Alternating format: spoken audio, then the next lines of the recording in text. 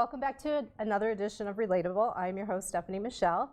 This is the show where we talk about exceptional human encounters, the people who make them happen and the actions it takes to create them. Today, unlike most shows, I have nothing to rant about. I'm feeling pretty good after my needle nap, aka acupuncture, last night, and what followed after. One of my favorite chill things to do is to watch nature videos, and there's this series on Netflix called Moving Art that I'm totally in love with. It lets, if you've seen it, and if you're watching via chat, please let me know if you've seen this series. So there are 2 seasons out, and I've probably watched all these episodes at least a half dozen times.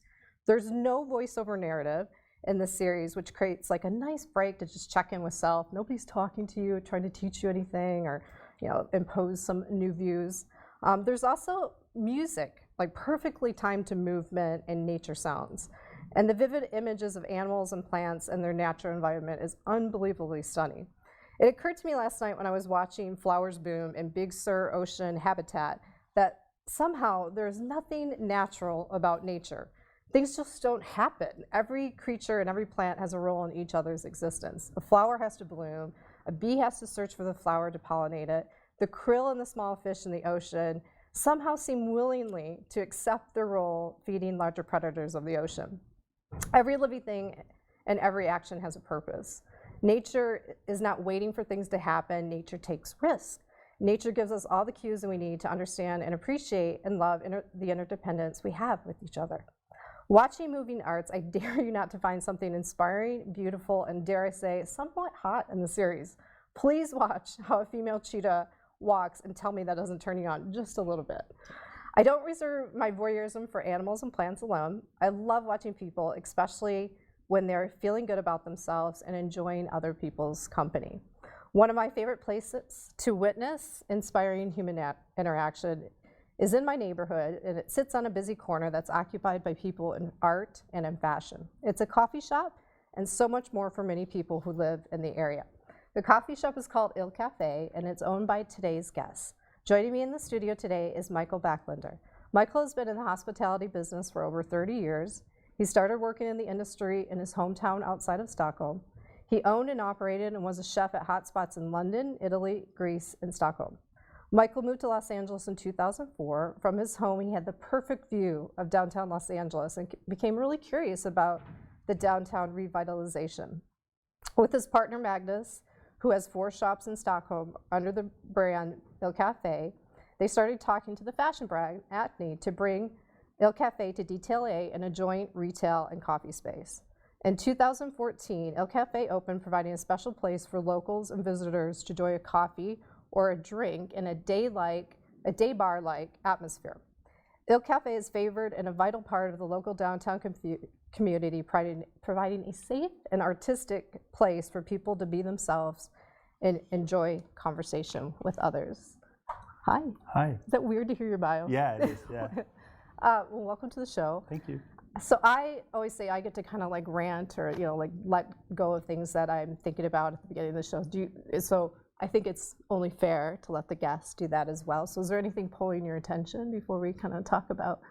Well, I'm kind of not so comfortable in camera, but it's fun to talk about this topic because this is my daily life, and so it's fun. Yeah.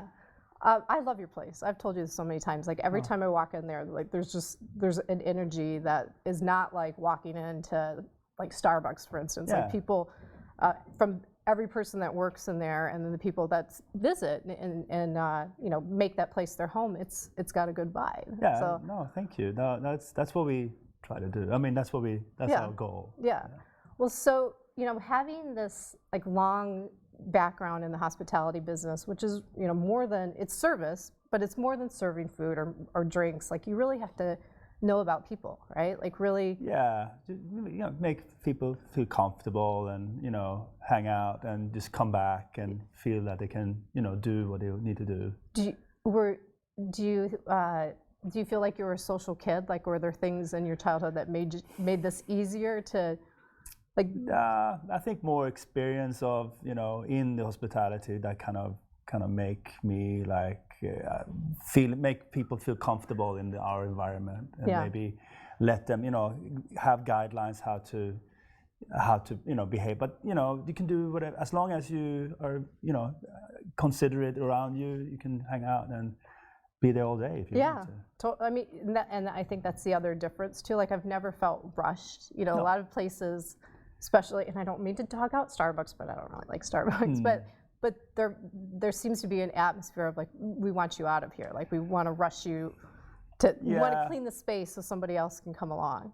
Well, I mean, obviously, that's, it's a kind of a gray zone always. I mean, but yeah, we want to make everybody comfortable in the place. But of course, you cannot bring in things from the outside and come in. But I mean, people know that. Yeah. And I think me and my staff, we kind of, I think we say that to people. You start to see regulars too. Like you probably know like who's writing a screenplay or working on a book. Like what, Well, interesting you say that because probably like 80% of my customers are returning customers, and they are either working, living, or passing by downtown Los Angeles. So it's a very kind of solid community and returning customers all day long. Loyal.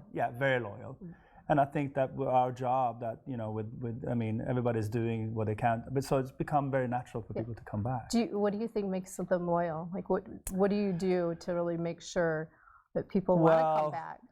I think we and my staff will laugh when I say this, but it's this hi and goodbye. I think people, you get meet and greet when you come in the door, out the door, even if they don't respond. I said just meet and greet. So that's one thing that you tell everybody, like say hi and goodbye. Yeah. Even if they don't, try. I mean, some people are more prone to do it naturally, and some people, staff members or baristas, are kind of harder to do. But yes, I think that's a good kind of... It's a good baseline. That makes people feel comfortable. Yeah, and then they will remember you when they leave, and that's a good motto we have, I think. Yeah, I think so too. So of all the places that you've worked and you've been all over the world, why coffee? Like, why do this kind of day bar? Well, I think I come from the restaurant business, which is kind of more, it's wider, bigger, it's more problems almost to say. But so coffee becomes more, we don't have a full kitchen, meaning less staff, less, we don't have chefs, we have baristas that kind of have a little bit of a food interest and knowledge. So it's light food and coffee, and now we also have beer and wine, which kind of extend our afternoon a little bit longer into the evening. So we are a day bar with kind of ambitions and knowledge about restaurants, but we are not a restaurant. Yeah. We just do small food and coffee, and then... Coffee is great, though. I mean, I think, so what you're providing is a place for people to, to meet up, have important meetings, like to get work, but like a place that they're like, this is a safe space. Like I feel good in the space. And there's a ton of studies around why people have coffee in meetings like this. So there's something about like if our body is heated to a certain degree, like we trust people, like we generally feel more comfortable with people. So over an iced coffee, but like having a warm coffee actually helps whatever conversation is happening. It's an important, I mean, it's never going to go away. You've said this before. Coffee's never going to go away. No. Coffee's never going to fall out of favor. And coffee actually is a social lubricant. Like it helps people stay in conversation with each other. I think also that, people can go alone to a coffee shop. Yeah. You cannot, if you go to a bar by yourself, it's kind of a different message maybe, especially here. Yeah.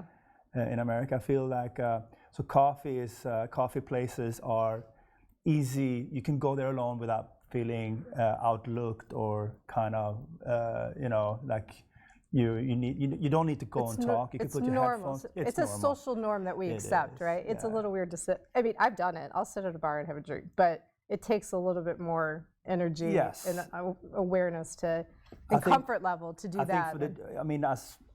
I think as we grown up and be a bit older, I think we are more comfortable being by ourselves. Yeah. But for younger people, I think it's hard to go to a bar by themselves. So coming to a coffee shop is easier because maybe the internet access, maybe the meeting a friend, or it becomes a network, but in a networking tool for people. So let's talk about that. Like, so just I think you're in a unique position to kind of see changes in human behavior, like just watching, like what has the phone done to interaction, or like how are people lingering longer. When you see, what have you experienced when you've seen people come in by themselves?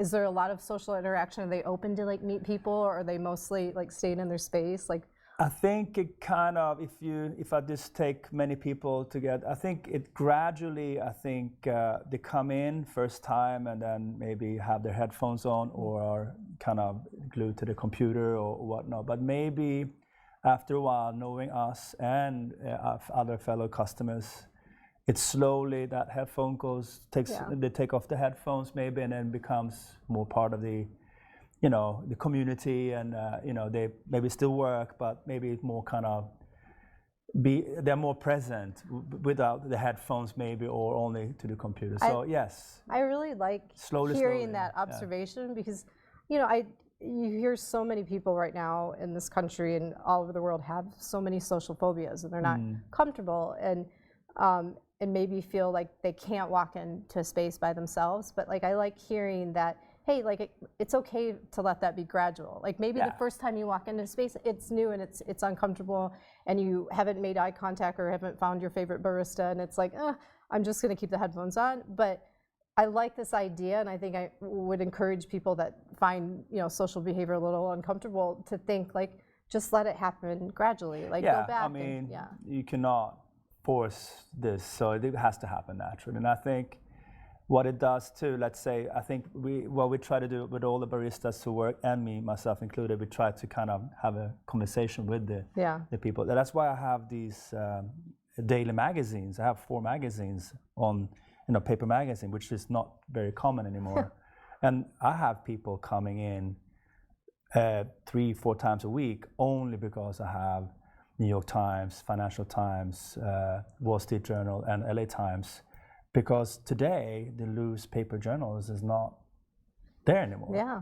And some people, especially maybe our generation, like to have the Yeah, it's nice. It's nice, and it looks good. It's better for you too. I mean, the light of the phone is not actually the healthiest thing to be exposed to all the time, so it's nice to like touch but to the point is that actually also becomes a conversation thing, because we have it on the bar, and then you have, the regular coming in. Yeah. And, it could be something happen or something positive, something negative, but it's a conversation starter. I've always noticed the paper in there, and I love hearing this, because I have this theory that we, as humans, we weren't meant to be exposed to so much news all the time, and there's stuff that we see like almost every day that's like, oh, that doesn't feel good.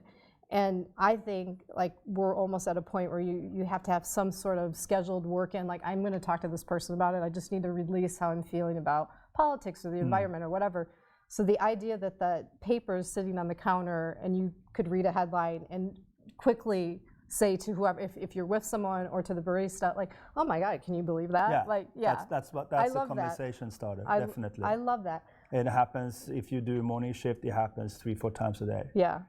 And it happens with returning customers who are confident. And to me, like, everything is about releasing. I know you talk about, like, it's not like some people don't like to talk as much, but I think we need to, in terms of all the stuff that we're exposed to. And I like that that's just a subtle way of allowing that to happen. Like, it's natural. It's totally natural. Yeah.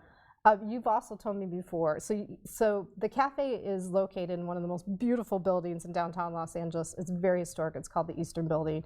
It's this beautiful teal, with gold trim. It's very Art Deco, and people live there. That's the home for most people. And so you've talked about how people are so comfortable in your cafe that they come down in slippers and. Well, it happened. It happened, and it's still going to happen. And I will kind of embrace and kind of encourage people to do that.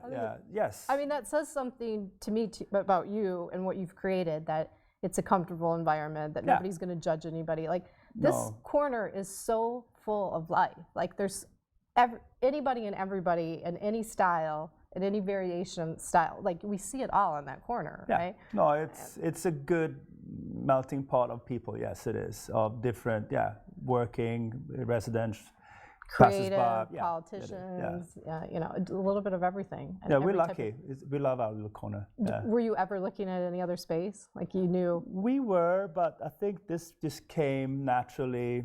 I mean, ACNE Studios were the kind of they started the whole thing and they invited us, but it came naturally. Everything like just was there, and we just felt that this is going to be nice for us. When the space kind of expanded and you were able to put tables out in the street area, did you petition for that, or did the city? How did that happen? Like no, I mean, you go to building planning and the city to ask for a revocable permit for outdoor seating, and then the direct seating outside. That's that. Yeah. Then the below the curb is the rehearsal for something that's going to come in the future. Is this light rail that's going to come on? But that's not. But that's those tables are the city's property, and then they give the furniture to us to kind of take care of it. So yeah, that's theirs, but it's mine. It's nice though, right? It expanded like. Well, people, as you see, people walk through your place. You have seating on the right-hand side and left-hand side. I mean, on both sides. Yeah. So it's kind of it's a nice vibe. You come in, it feels a little bit. People say very Parisian or European, as everybody says. It does. But yeah, that's the goal, and that's what the feeling we try to create. Yeah. There, so yeah, I love it. What else can we? So okay, let's go back to. So we talked about like people coming in by themselves and just kind of witnessing, you know, what does that look like and how do they come back and what does that behavior look like? What else have you witnessed over time that's kind of changed, you know, especially with the phone involved? Like, are you still seeing people take chances and kind of approach people and that they don't know, or? Oh yeah. No, we do that, and that's kind of the fun part of the work is that we have certain regulars. I couldn't sit there all day because I would never leave. Because that to me would be so much fun to just watch. No, I mean it could be people buying each other drinks, you know, or I mean like inviting for drinks, like you do in a nighttime, but it becomes like more kind of natural and cooler when you do it in the daytime because it's not so obvious. It's like. But we have some customers. It's more obvious. It's the daytime. Yeah, but it's kind of, you know, it's a coffee. So, you know, a gentleman invites a young lady or a lady for a coffee. It's kind of, you know, it's sweet, but it's also not too kind of I mean, it's not like he's trying to chat her up. It's more like. It's not trying to get her drunk. Well, it's just maybe to start a conversation starter, I think. And then I have a few. I mean, 2 men who does that. I will not tell them out, but I have a couple of like regular men that are constantly. Yeah. And they are. That's cute. They are, you know, they're good regulars. That's their regular thing, just like. Yeah, they do that in a really. No, I'm trying cool, to think if I've ever seen either one of them. I will never shut them out. But no, I wouldn't. But they are great. Good friends and regulars of mine, so yeah. That's really cute. And they're very comfortable in our environment. So I mean, I let them do whatever they want. Well, I mean, of course, like you would want that to happen, right? Like for people, it's a space where people are creating experiences and memory, and like you get to be a part of that, like watching that happen. We the motto also is that we have the people. We're gonna have grandkids and grandparents there. So. The spectrum of people has to be kind of. The picture that I pulled to share in stories today is a picture. So there's this cute little boy downtown that I'm in love with. Most people are, Oliver. Oh yeah, Oliver. And I pulled the picture where he's sitting at a table with a young girl, and it's so adorable. They're just sitting at the table. They look like they're in like a little conversation. And totally happy. They're completely happy in the environment. You know, they're prepping for what's to come. It's cute. It's funny to talk about him because I think he did his first steps in there with that little walker we have. We have a little, I mean, or the same couple of days because he lives across the street. Yeah. And he grew up at the shop, and as for me, this is his living room, I think, because he runs around there like he's very comfortable there. He's very comfortable there. Yeah. And it's nice. I think also people enjoy to see that him running around, shouting, He's very laughing. stylish. He fits right in with the aesthetics. He's just a super cool kid. Very sweet. Always and he smiling. runs around in between ACNE Studios and us, and he's like in his element there. And yeah. So yeah. So he's a regular. So He's totally regular. So from, what does Oliver know, 5 or 6 to? I think he's 5. Yeah. To probably people in their 70s, I would guess. Yeah. Is the range. Oh yeah, we have Auntie. She lives in the building. She comes on a daily basis. She's a regular. Have you ever experienced like someone so regular that when they don't come, you're kind of worried about them? Well, yeah, but I try not to do that too much because then I think, oh, maybe I'm like, oh, maybe they go somewhere else suddenly or something happened or so. But yeah, I could be curious if I don't see somebody for a very long time. Yes, and we actually talk about that in a kind of a sweet way between us as baristas and workers. That so you talk about the people that come in there. Of course we do. Of course we do, and it's always sweet things, and it's always what we don't maybe know the names of the people, but we can we express them and talk and explain them to each other about what drink they drink, and that's kind of a cool way. And I think that's very professional because we remember what they're drinking. So maybe the name, not the name, but what they're drinking. Yes. And is that another thing that you try to make sure your staff understand? Well, like try to remember a drink, they do like it face. Themselves. They do. Yeah, I don't. I think I don't need to do anything of like helping them to do that. Yeah. I do that meet and greeting. Yes, I do other things. Try to be on top of it, but that thing they're very good at remembering. They all seem to really enjoy. I mean, most of the time they seem to really enjoy what they're doing, like being there and like greeting. No, people. I have great staff, and I'm blessed to have a great group of people who live around downtown or even outside, and they commute or not. But yes, I have a good staff, and I'm very grateful for that. And then makes me, I'm very humble. I'm very happy about my staff. Yeah. You should be. Yeah. And they're all, I've said this to you before. It doesn't take much to create like an extra atmosphere that people are they feel good, like they feel comfortable about being in there. And the space could look intimidating. Like I took someone that's a little bit older not too long ago. It was his first time, and he made the comment, "Oh, it's a fancy coffee shop," because it can appear that way. But I'm like, just calm down and feel the space. Like just feel yourself in here, and you won't, feel like it's an intimidating space. Like you said something to me the other day that I think is really beautiful. That it's a really clean aesthetic, so like the people can really shine in the space. They can really feel comfortable, and it is about the coffee. It's probably, I don't know, people, coffee, service, somewhere in that order. Yeah.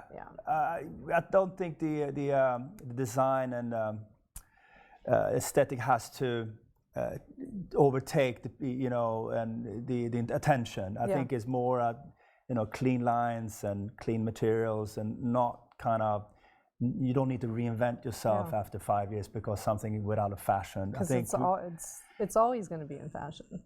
I think what we think in our kind of, I don't think it's Swedish either, but I think it's just like contemporary clean lines, and try not, just be classic. I mean, we use the furniture are classic, contemporary, kind of timeless. The things we do. I mean, so we don't try to do too much about the design. Is there anything else that you train your staff to do that you think it's really important to like create this really good experience where people want to come back? So we talked about saying hi and goodbye, and remembering faces and remembering drinks. Like, I mean,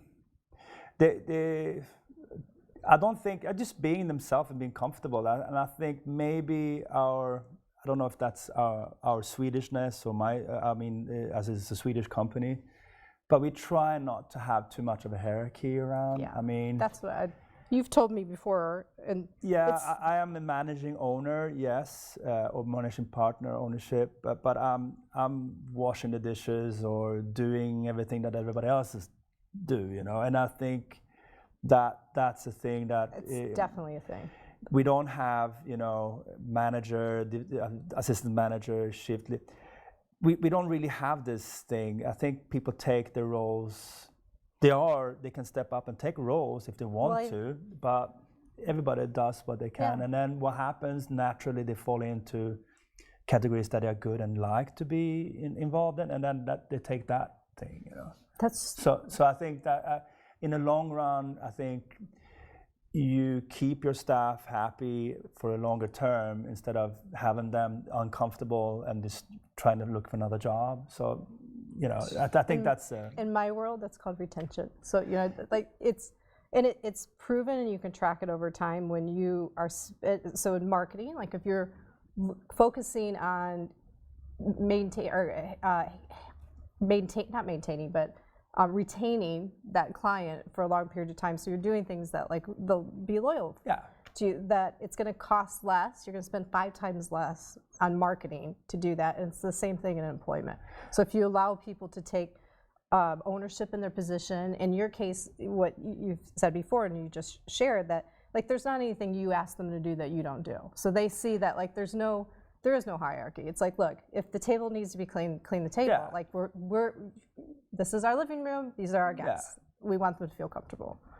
So yeah, I think definitely the non-hierarchy is confusing maybe in the beginning, but then after a while, people who are maybe working more corporate coffee, they kind of, this is kind of nice, and they take a role, and then they're good at something, and then, you know, I think that becomes a natural way of people to shine. I think so, and then for us in the in this industry, the hardest thing is actually to train someone, and it takes a lot of energy and time. And when you have people coming and going, it kind of interrupts the momentum of the flow of everything, because you need to have somebody who shadows, which is fine and it's good, but it takes a lot of energy for all of us. And then that's why I think we have, you know, we have people working for me for 4 years now. That's awesome. And in our industry, I mean, of course, people are in restaurants, but it's a long time, 4 years. And so there's this general, like, the same way that you're treating people that come into your space, like you're treating each other, like you encourage. Yeah, I mean, taking responsibility and using common sense, and also kind of understand that this is, you know, you can get a lot of this too. I mean, you can get, you know, parking spots or roommates or boyfriend, girlfriends, and I mean, it can happen. Do you know a anybody lot. that's like a relationship that started there that now are married or like? Well, I hired a person, and then the boyfriend started to work, and then they are a couple, but they are so lovely. And I mean, normally that's a no-no in our industry, that you don't hire actually couples, but these two, they are like phenomenal persons. So, you know, and then they are so sweet together. They actually work together sometimes. They work the same shift? Yeah, they do one shift together. And I mean, that's the only, I didn't know from the beginning, actually, from the get-go. I didn't understand it, and I maybe almost felt a bit stupid afterwards. But yes. You didn't understand what? That they were a couple. So everybody knew they're a couple but you? Probably, yeah. But having this thinking, if in this spot, I don't think we have but I see customers, I've seen customers becoming couples. That's cool. Which is really cool, yes. And I see, I mean, 5 years every day you see things, but yeah, I mean, you see things, you know, roommates, you know, like I said, job opportunities. I mean, I had one of my baristas who was also an artist. He had got an opportunity to have a nice gig doing another big installation at a law firm here in Bunker Hill. I mean, what I'm trying to say is it brings people together, and it creates opportunities, and it's a natural network, and it's not. And you do that a lot too. Like you like being a connector. Like you start to see people and you'll make connections. Maybe I don't say it, but I'm pretty good at it. Yeah. Maybe I don't like to say it, but yes, I can see that people, you know, you should know each other. Yeah. But you also said it to me so many times. It's very. I like doing that. Well, too. but I step back too, and I go. Yeah. You don't have to do anything other than make the introduction, and that I actually think that's the kindest thing you can do for people at this point. Like, because it's a little hard for people to find their people and connect, and when somebody else says you should meet this person, like it's very considerate, very considerate. Well, you get into, you know, in life, you stumble on obstacles and things. Then sometimes you express it in an environment you feel safe in, which is your coffee shop or whatever it is. Yeah. And then you have that in mind, and then you say, okay, then you connect the dots, and you know. Do any of the baristas feel like they're bartenders and people tell, like, in the comparison that people tell them their problems or share things? Yeah. All the time, and I think that's sweet and cool, and I can see that maybe, you know, they're talking intimately, and I kind of maybe don't want to come too close, because if I come close, they stop the conversation. Oh yeah, we have. I mean, it's a safe haven for people, and then, you know,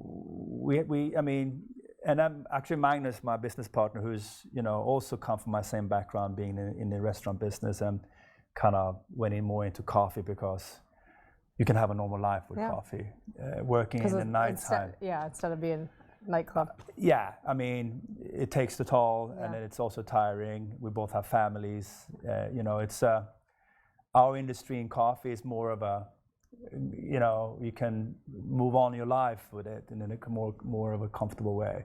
But he says he has a very cool thing which I always implemented. When you're inside the shop, when you're open, even if you're not open, you keep the door open, because if somebody needs to get in, it can be a restroom or it can be like somebody's following. I don't know, some kind of situation. We are having a safe haven for people. People have to feel safe here, so the door should be open when somebody's in there, even though if maybe we cannot serve yet. I mean, we come in 1 hour early, but that's a cool acknowledgement of him, and we are, you know, his.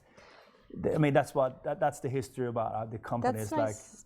That's nice to hear. I mean, especially I've lived in downtown for 5 years. It's changed significantly. There are times like you're walking a block, especially a little bit later in the night, like I don't feel safe, you know, and I definitely route knowing like, okay, I know this place. Like I know that somebody's there just in case, like if I'm feeling this person's walking a little too close to me and I know that there's someone there. You know, I would plan my routes based on where I knew like there was a security guard, like outside a bar or a club. Well, our corner, not that do we have somebody in the Eastern Columbia building 24 hours on front desk with cameras who knows what we're doing. And also we are in there from 6 a.m. until late at night.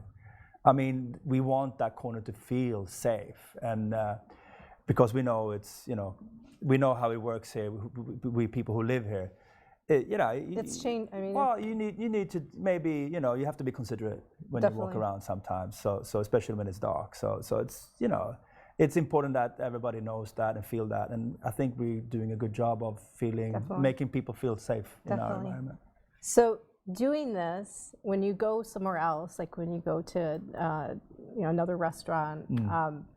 Are you snobby about certain things? Like, do you witness things you're like, oh my God, how could they do this? I would never express it to the staff members or ownership or management, but I probably will think, or, you know, like I will do it differently, or you know, everybody has their own take on. Do you have some pet peeves, like when you experience another restaurant or another venue, like? Yeah, I mean, rudeness. I would say. I mean, everybody. I mean, definitely, if I get treated in a way that I don't want to be treated, I would probably not go back. Yeah. But, you know, I will not express that, or with, you know, not tipping or kind of doing a Yelp review or something like that. But you're not going to angry Yelp review? No, Yelp for me, it's the, you know, it's actually fun just to read about it, because I don't understand how people can have this much of time and energy to do this on Yelp. But, you know, I mean, we educate ourselves by Yelp a little bit, just reading it, because we know how people are. Then some people, I mean, we're not really taking it seriously, to be honest. We don't really do. We can look at it and say, maybe we did something wrong here, but the person took it wrongly. So have you ever had something where you had to comment? Maybe it's best to comment, actually. Yeah. No, I would say no. Yes and no. Well, if it's some kind of a misunderstanding, 100%, maybe then I have to comment. But if it's somebody's ranting about us, about something we're doing wrong, I don't think my comment's going to change this person's. I think this person is angry anyway. Yeah, and then we just happened to be there. Yeah, I would agree with that.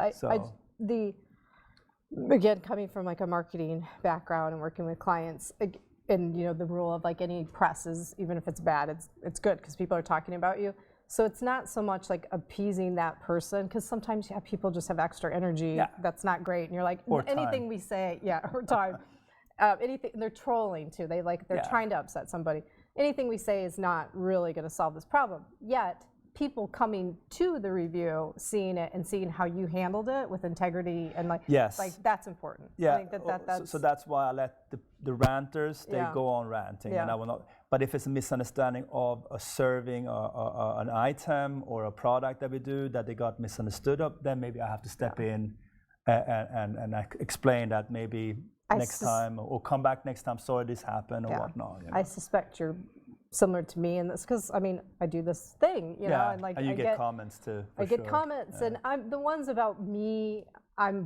But I don't comment on them. But if they say something about the guests, and not necessarily the topic, because we've covered a lot of things that are kind of controversial, but if they say something about the guest, or there was one that really upset me, and they were saying something about the relationship between me and this guest, and I felt like really, I always feel compelled to protect that person, right? To like stand up for that person. So that's where I'm like, okay, I'm gonna comment. And if they keep going, because there are just internet trolls, like they really, this is what they do. They have like a lot of time, and it's sad because they're in pain. I mean, but they almost want you to respond. Yeah, they actually want you to engage, and I'm like, okay, I've said one thing, I'm I'm over it. Like, this is on you now. Like, you're carrying energy that's not serving anybody.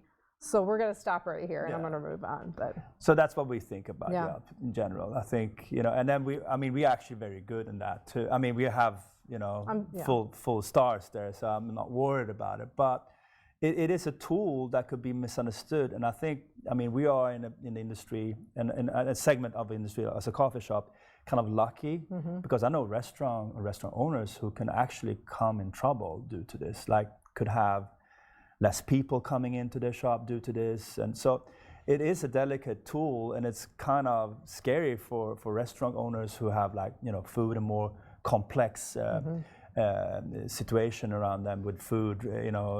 Did you have anxiety? Do you remember when Jill first entered the scene? Did you have anxiety about it? I don't know. It's been a few times that I kind of got upset, because it was kind of a personal, like your experience. But then again, I kind of hold back. I said, well, this person obviously has nothing else has to do. So, and I'm sure, like, being in your space and seeing so many people happy and walking in and out, you're like, I can let this go. Like, this is the majority. To be quite honest, that 80% regulars I have, they are a solid base of, they will, maybe some have Yelp, but they are not the Yelper type, I think. They will come there anyway. They don't look at that stuff. Yeah. I think also, as the coffee shop clientele, we have slightly more mature, kind of older customers, I have a feeling. I don't know if but it feels like if I compare our crowd compared to other coffee shop crowds, I feel like we are slightly more mature in that sense. Have you said it? I don't want to actually say that, because I think it could misunderstood people, but I think just that people have us as their, now I'm extending living room, the thing, and then I don't want to point on that too much. I just let it be. Yeah. So I'm not going to name names either, or brands, but yes, there is a coffee shop within this block. Well, so there's one actually in our building. We're not going to talk about that one. We're fine with that one. There's many. One. There's many. There's so many. There's 3 that are closer to me than yours, and I still try to come to yours. There's 3 that are closer to me, and one I'll never go to, and it's the one that I think when you're thinking about like a younger group, like it is a younger vibe. They mess up orders all the time. The coffee's cold. Like, we mess up order too, but I think we can get away with it because there's you know what it is. It's the difference between being transactional and relational. Like, there is a sophistication to the relationships that.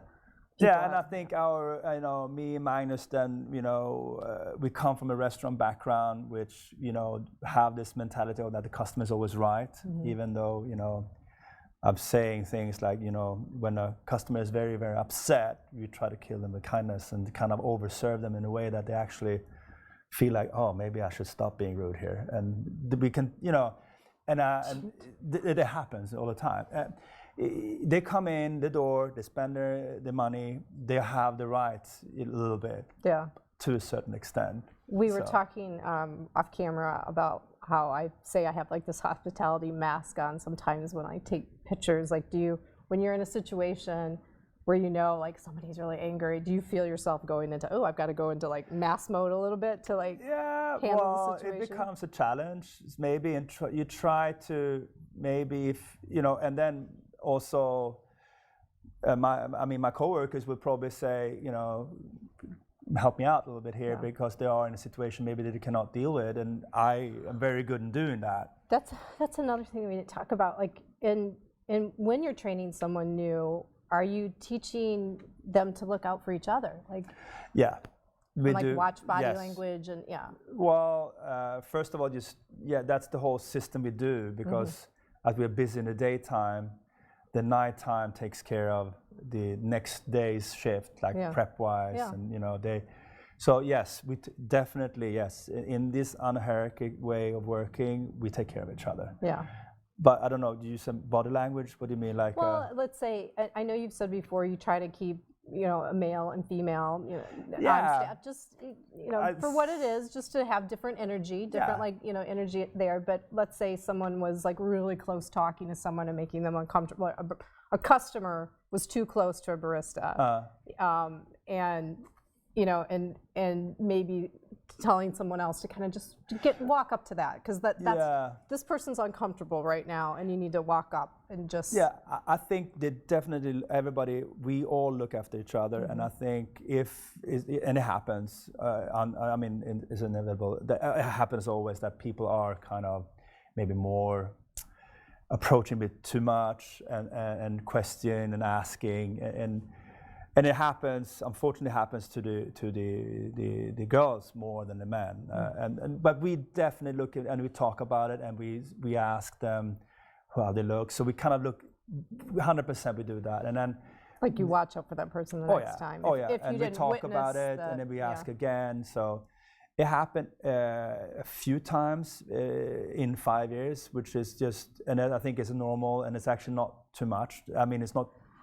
You would think it could happen more often. Actually. I think that that's just why it doesn't happen more often, is just how you plan that space, because the bar is so high that does create a nice boundary and barrier, so that doesn't happen as much. I mean, it could happen when someone's serving at a table, but when they're actually ordering at the counter, which they're mostly going to be behind there, like there's a nice barrier between them. And it's that's the cool thing with having a coffee shop, is that you're not interacting too close to people maybe, and they they can move around, and then you're moving around behind them. But you also have like a kind of a barrier, like you said. So cool. I think you're in such a unique position to just observe like human behavior. Yeah, and, like, it's fun. It's I enjoy it. Yeah, it's always a laugh. It's always a story a day. You know. And sometimes, honestly, you hear sad stuff too. That and it's, but mostly it's happy times and good stuff around, and and we have a great community, growing community here, and I think people kind of gets absorbed into this good vibe that we try to create, and I think we are. It's good, and it's moving on, and it's now year 5, and we're. That's amazing. Yeah, that's great. All right, well, so we're very close to. Yeah. Did it feel like it went by that fast? Yeah, I think so. Yeah. All right, so there's a question that I ask every guest that comes on the show. So I talk about this phrase, exceptional human encounters, and the reason that I started talking about that phrase this year is like I really felt in this time, like with all the different things that are going on around the world that are kind of anxiety driven, that we needed to be reminded that like we can inspire each other, that like you can have a good moment with people and just kind of hone in on that and not worry about the stuff that you can't control. So the question is, so when I say this phrase, and there's no right or wrong answer, exceptional human encounter, like what comes to mind? Like what do you think that means? What does that mean to you? like having an exceptional human encounter? But I have so many. I don't know. I mean, I see people every day. I mean, well, I mean, what we do is, we listen to people, when they come, and, it could be storytelling from, so you become a good listener, I guess. Yeah, that's a perfect answer, actually. Because being in hospitality and service, you kind of, with the apron or behind the bar, you are in a position that you kind of have to, because you're going to listen to the order anyway. And then if the person with the order want to say, oh, this happened around the corner, or, could be, we live in Los Angeles, which just, I have plenty of customers who work in the fashion brands around, who live close to for instance, the fires that were last week. And you hear stories about that, and then, a relative neighbor. So I mean, we hear, and we have to listen, and kind of also have to continue our life. So, but people, we have that all the time. And I think all of us behind there become, because we have this returning customers and we know our customers, we have to listen to people. And sometimes there are really, really interesting stories. Yeah, I bet. Sometimes it's less. Yeah. You're like, what did I get myself into? But you listening is rewarding, though. But we have to also understand that,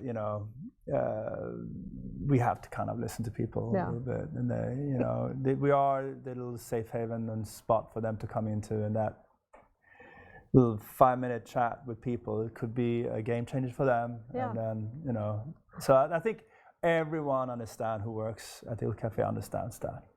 To listen. I like that. I like that you use that as an example of exceptional human encounter. I tend to agree. When I know that I've been seen and listened to, like, I feel better. And I've witnessed this, and I've shared this here on the show probably a couple times, but you've never heard me share this. But I used to work, when I lived in Venice, I would work out of a coffee shop. And the layout in this coffee shop was, it had this like back layer, like this riser that you could sit up. So you had this really interesting view of like everybody that would come in.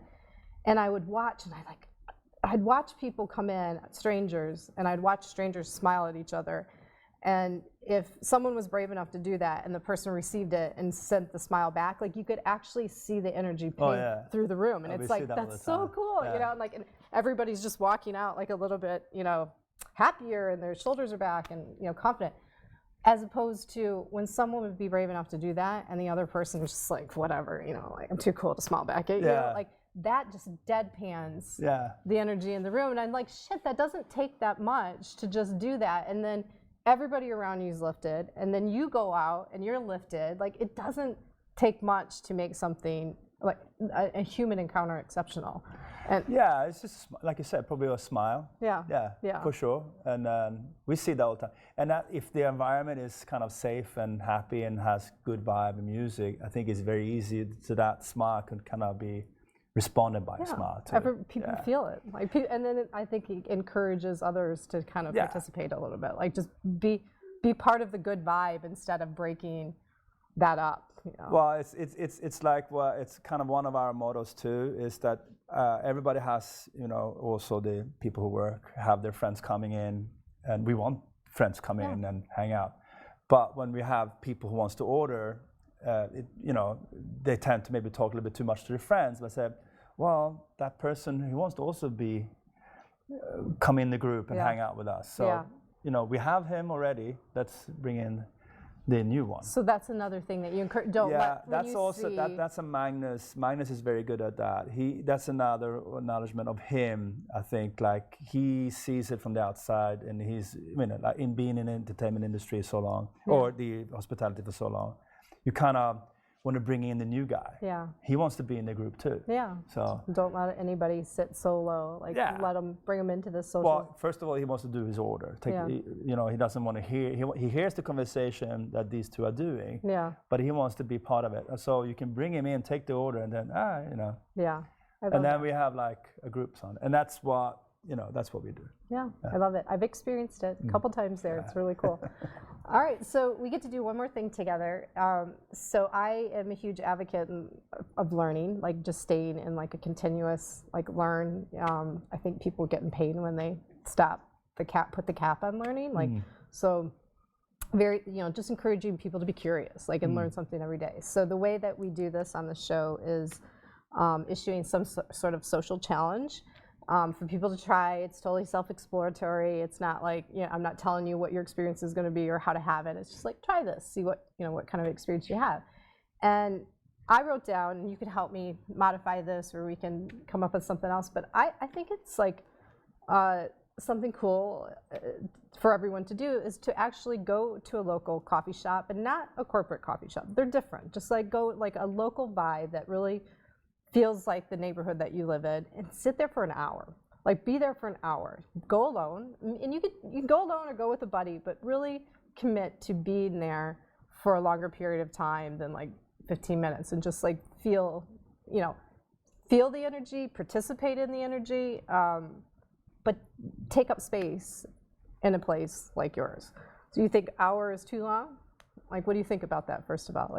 No, I don't think it's too long. No, hour is not long at all. Yeah. I think people stay there even longer.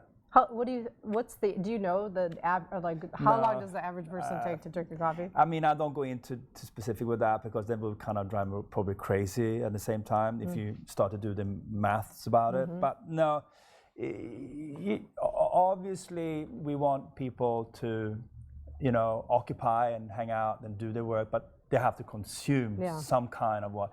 But it's no pressure. Yeah. I mean, there are people coming there and have a cup of just regular black coffee, and that's fine. I mean, it's never, but it's 1 hour, it's nothing. Yeah. And that's fine. And that's I think even 2-3 hours. People use, like you did down in Venice, as maybe because they don't have internet at home. We have now, after a couple of years, really, really good internet. So I think don't abuse the system. That's kind of the kind of my guideline of it. If you feel that abusing this kind of goodwill you have here and kind of good hospitality, don't abuse it. Don't push it. And I wasn't saying when I said sit now. I want people to participate in an atmosphere that. That they might not see, they might not really get a chance to feel if they just come in, take a coffee to go. So I'm not saying not buy something. I'm saying get a coffee, sit down at a table, and just be there. Be a part of that atmosphere for an hour, and just see what happens. And watch other people, see how people are interacting. I think we worry too much about how we're being perceived, and forget we're all kind of similar. We're different, but we're similar. And so to be a part of an atmosphere that's it's moving all the time. There's different people coming in and out. It's energizing. Yeah. And I think we do that. We I tend to do more than others because I feel comfortable doing it. I'm not pushing my crew to do that too much. But sometimes if you have to have all the tables are taken, for instance, and you have a big group coming in, you can, with the right tools, bring the single person into the communal tables, and actually that kind of creates, then they maybe start even to talk. Yeah. So, and then you put into two tables together, and then a foretop. I mean, a meeting comes in and sit down. That makes me want to ask you this other question. What do you do when someone's sitting at a more of a group table and they're kind of in the middle? They're sitting in a way that nobody else is going to sit down because they're taking up so much space, but then you see a group of 6 that come in and there's no space for them. Well, that's a luxury problem, but it has to be addressed also because you don't want people, as I said, take advantage too much about this kind of good things happening here. Yeah. I mean, be a bit more considerate about your environment a bit, and then share the good stuff around you a little bit. So. Yeah, I'm very good at kind of, because I'm older and experienced with people, to say this and explain it. Do you mind? You approach them and go, do you mind? I do it in a diplomatic way, and so they understand.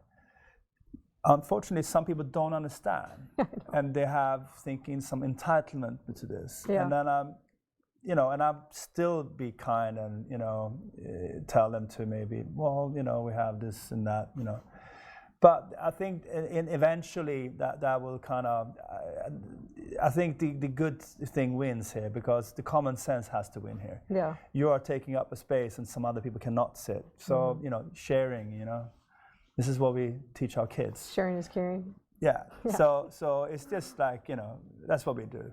And I'm never gonna kind of push my coworkers to have the same ability as I have doing it. If they're not comfortable to do that, I get it. But as long as there's understanding from the staff, and everybody understands this. Mm-hmm. So eventually, I think our system wins, because this is an environment that you share with others. Definitely. All right. Well, that's kind of brings us to the end of the show. So just to repeat what the social challenge was, find your local coffee shop, not a corporate brand, nothing against corporate brands, but find something that actually has like a local vibe that you can, get a feel for, like who's in your neighborhood. Order a drink and then stay there for an hour and just observe people. I mean, take a book if you're uncomfortable or at work, but just see what happens, see what kind of new experience you can have. But it's like an hour. I think you have to do it. Like 15 minutes, you're not going to see that. So at least an hour. All right. So thank you for doing this. And I think this was fun. It was fun. Yeah. Yeah. You're okay. Yeah. I was a bit nervous in the beginning. Yeah. But it's fun. I forget that I've committed to this, and it's comfortable for me. But I understand that. Thank you so much. Thank you for being here. All right. So that brings us to another edition of Relatable. As always, I want you to think about what are you doing today that will make an exceptional encounter happen. See you next week.